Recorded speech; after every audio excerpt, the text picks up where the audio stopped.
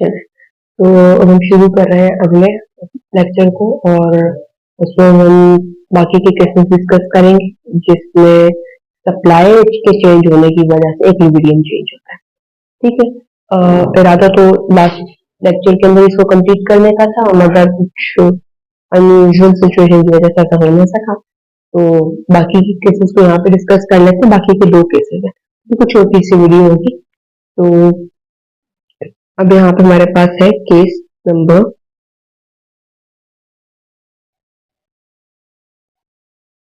4 होगा, क्योंकि ठीक है केस 4, इसमें हम डिस्कस कर रहे हैं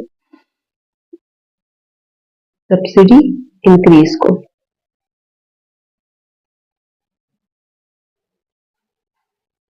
ठीक है, तो अगर सब्सिडी इंक्रीज हो जाए तो मार्केट का इक्विलिब्रियम जो है वो कैसे शिफ्ट करेगा, कैसे रिएक्ट करेगा। ठीक है,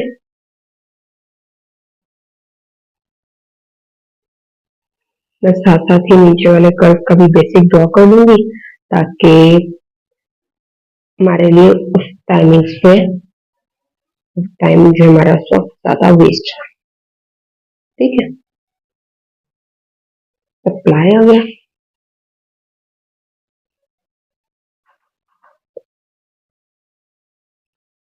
डिमांड,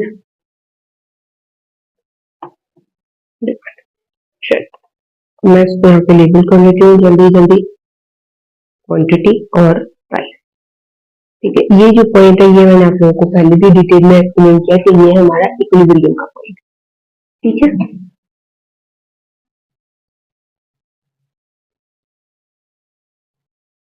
ठीक है, तो इक्विलिब्रियम के पॉइंट से ये इक्विलिब्रियम की क्वांटिटी और इक्विलिब्रियम की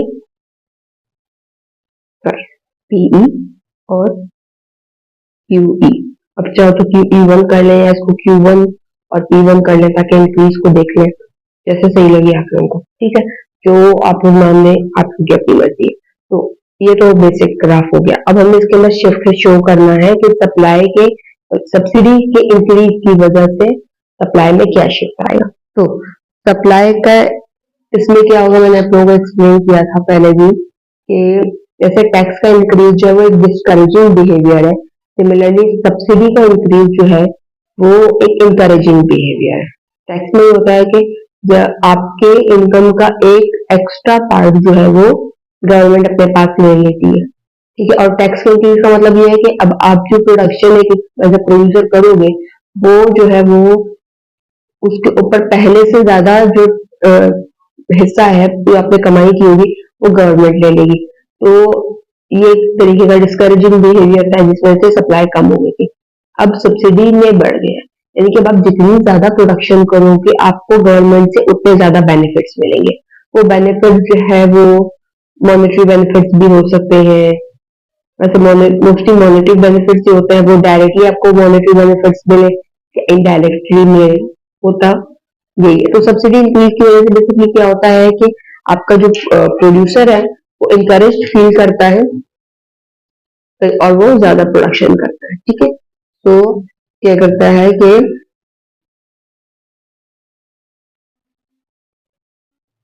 producer feel encourage and reduces more goods, और जितनी ज्यादा प्रोडक्शन होगी उसकी वजह से क्या होगा, सप्लाई इंक्रीज हो जाएगी। ठीक है, और सप्लाई इंक्रीज होने की वजह से मैंने आप लोगों को बताया था कि जो इंक्रीज के मूवमेंट जो है डिमांड में हो या सप्लाई में हो, जैसे अगर वो इंक्रीज हो रहा है तो वो राइटवर्ड शिफ्ट करेगा। ठीक है, ये मैंने यहाँ पे ज्यूम किया कि ये सप्लाई का जो है शिफ्ट हो गया। ठीक है, अब अगर मैं यहाँ देखूं कि अब चूंकि पुराने वाला सप्लाई कर्व तो मार्केट में काम नहीं कर रहा, और सप्लाई कर्व शिफ्ट होने की वजह से मार्केट जो है पहले एक डिसइक्विलिब्रियम पॉइंट पे गई है। ठीक है, इसमें क्या हो रहा है कि इस प्राइस के ऊपर आपकी डिमांड जो थी वो कम थी और सप्लाई ज्यादा है, क्योंकि हम इस वाले सप्लाई को तो अब यहाँ पे कंसिडर नहीं कर रहे हैं ना, सप्लाई कर्व तो अब नया बन चुका है। ठीक है, तो शिफ्टिंग के बाद क्या हो गया, सप्लाई का नया बन चुका है। अब इस नए सप्लाई के ऊपर प्राइस तो फिलहाल पुरानी चल रही है ना, तो एडजस्ट करने में थोड़ा बहुत टाइम तो लगेगा। बिफोर एडजस्टमेंट का सिनेरियो यहाँ पे हम डिस्कस कर रहे हैं कि अब सब इस पीई प्राइस के ऊपर जो है वो डिमांड कम है और सप्लाई ज्यादा है। तो एक कौन सा केस बन गया हमारे पास, यहाँ पे ये हो गया हमारे पास एक्सेस सप्लाई। और एक्सेस सप्लाई पे मैंने आप लोगों को पहले भी कई बार एक्सप्लेन किया है कि एक्सेस सप्लाई का जब सिनेरियो बनता है तो प्राइस के ऊपर जो है एक डाउनवर्ड प्रेशर बिल्डअप होता है, और वो तब तक प्राइस जो है वो कम होती है जब तक एक ऐसे पॉइंट में ना आ जाए जिस पे डिमांड और सप्लाई दोनों इक्वल। तो ये हमारे पास आ गया E2। ठीक है, अब यहां से मैंने इक्विलिब्रियम को यहाँ पे शिफ्ट किया और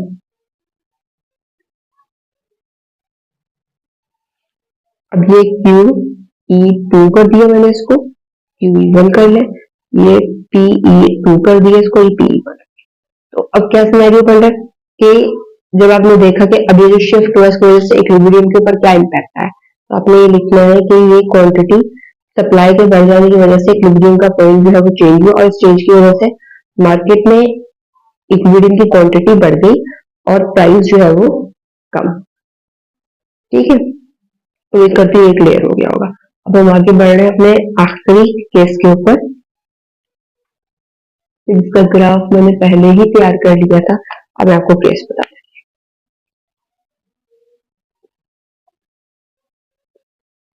ठीक है, सो केस 5 है आपका increase in number of sellers. ये भी मैंने आप लोगों को जो है वो उसमें करवाया था।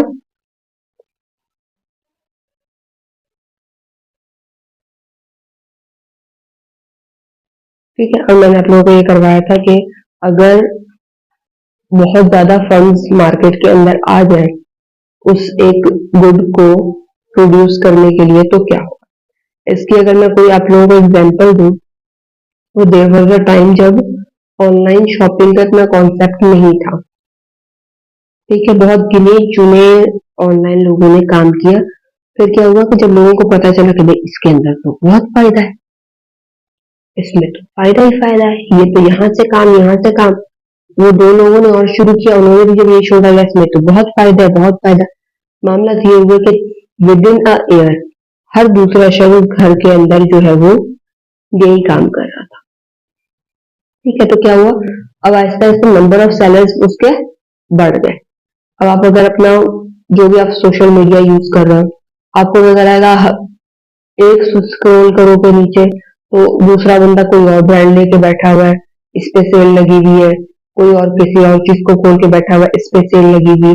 तो क्या है वो, बेसिकली नंबर ऑफ सेलर्स का इंक्रीज है उस एक मार्केट के अंदर।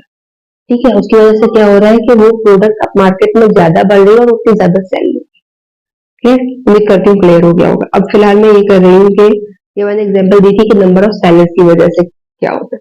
तो वो मैंने बताया कि जैसे ही मार्केट में नंबर ऑफ सेलर्स बढ़ते हैं ना, तो आपकी इकोनॉमी में क्या होता है कि उस गुड की प्रोडक्शन उतनी ज्यादा हो जाती है। ठीक है, नंबर ऑफ सेलर्स के इंक्रीज की वजह से क्या होगा, इसकी वजह से मोर प्रोडक्शन ऑफ गुड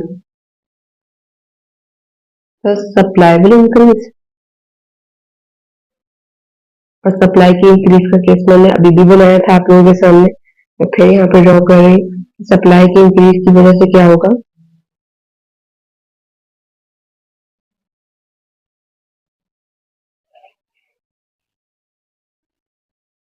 ठीक है।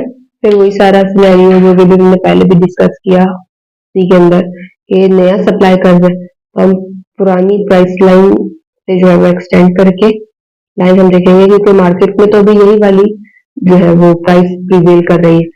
हम देखेंगे कि डिमांड कम है और सप्लाई अब ज्यादा हो चुकी है, यानी कि एक्सेस सप्लाई का केस है। मार्केट में अब सप्लाई ज्यादा हो चुकी है, एक्सेस सप्लाई। और एक्सेस सप्लाई का जब केस बनता है तो उसमें ये होता है कि आपका एक प्राइस के ऊपर डाउनवर्ड प्रेशर बनता है, और प्राइस तब तक कम होती है जब तक वो एक नए इक्विलिब्रियम पॉइंट पे ना आए। ठीक है, जब डिमांड और सप्लाई जो है वो सेम चीज के ऊपर, एक सेम प्राइस के ऊपर आमादा ना हो जाए कि वो इस प्राइस के ऊपर खरीदेंगे और अगला बेचेगा। ठीक है, तो यहाँ पे मैं अब इसकी प्राइस और क्वांटिटी को मार्क लगा रही हूँ।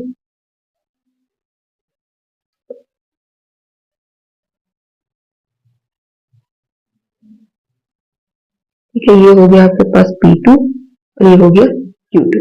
अब क्या सिनेरियो है कि आपके मार्केट में नंबर ऑफ सेलर के बढ़ने की वजह से मार्केट में इक्विलिब्रियम की क्वांटिटी बढ़ गई है और जो प्राइस थी वो कम हो गई। ठीक है, उम्मीद करते हैं ये चीज क्लियर हो गई होगी। अब हमने जो है वो डिमांड के फैक्टर्स और सप्लाई के फैक्टर्स अलग अलग कैसे इक्विलिब्रियम को अफेक्ट करते हैं ये देख लिया। अब जो आगे हम करेंगे वो करेंगे कि डिमांड और सप्लाई के फैक्टर्स अगर साइमल्टेनियसली केस बन जाए, यानी कि एक फैक्टर डिमांड का चेंज हो रहा है, दूसरा सप्लाई का चेंज हो रहा है, तो उसकी वजह से जो नया इक्विलिब्रियम आएगा वो कैसे अचीव होगा। ठीक है, फिर उसमें भी हम लोग थोड़ा सा जो है ना एक डिस्क्रिमिनेशन रखेंगे। पहले मैं आपको एक सीरीज करवाऊंगी 4-5 केसेस की जिसमें हम प्रोपोर्शनेट चेंज रखेंगे, यानी कि जो सप्लाई का शिफ्ट होगा वो बिल्कुल सेम शिफ्ट होगा, सेम लेंथ का शिफ्ट होगा जितना डिमांड का होगा। फिर इस सीरीज के बाद हम एक नई सीरीज करेंगे जिसमें ये चेंज होगा, ये प्रोपोर्शनेट नहीं रहेगा। ठीक है, तो ये जैसे मैं आप लोगों को करवाऊंगी तो आप लोगों को ज्यादा अच्छे से क्लियर होगा। ठीक है, तो नेक्स्ट लेक्चर के लिए